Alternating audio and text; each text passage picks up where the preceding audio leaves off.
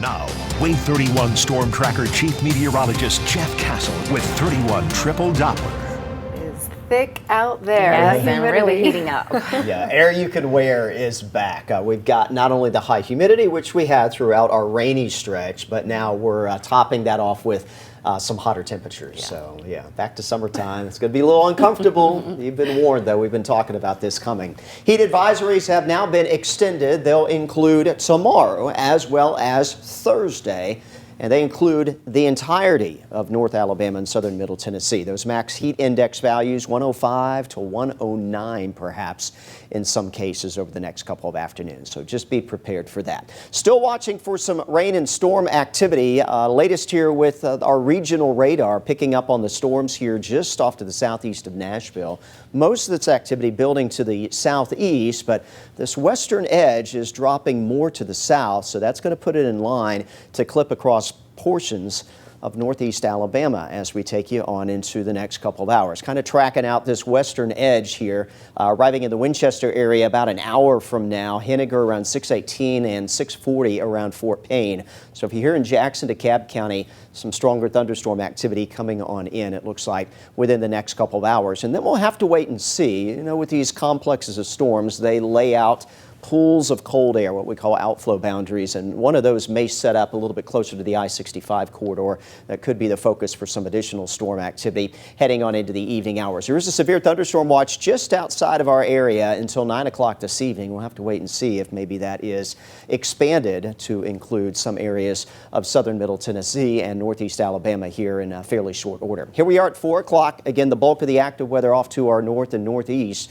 We have had a couple spotty showers here over Sand Mountain. I'll put things into motion, though, and future radar starting to pick up on this possibility from Franklin County, Tennessee, Jackson into DeKalb County here in northeast Alabama, picking up some stronger storm activity through the early evening hours. And then later this evening, and this is probably worst case scenario, but as I mentioned, we may see a little outflow boundary that comes on in and pushes a little bit more to the west that could help flare up some additional rainfall this evening. 9 o'clock, we're seeing that perhaps across parts of southern Middle Tennessee and North Alabama, and then it'll tend to fizzle a little bit towards midnight, but perhaps a little bit more activity rolling in overnight on into tomorrow morning. Again, this is probably worst case scenario. This may not all materialize, but definitely has caught my eye, so I don't think we're out of the woods yet for seeing some thunderstorm activity here across the area before we head through this evening and on into tonight. So latest severe weather risk still does include us, so any of those storms that do come through, especially Jackson, DeKalb County, could be on the strong to severe side with gusty wind, the primary threat. And we'll be watching that for you, so please check back with us for updates on our 5 and 6 o'clock newscasts. I'll have the latest radar details for you.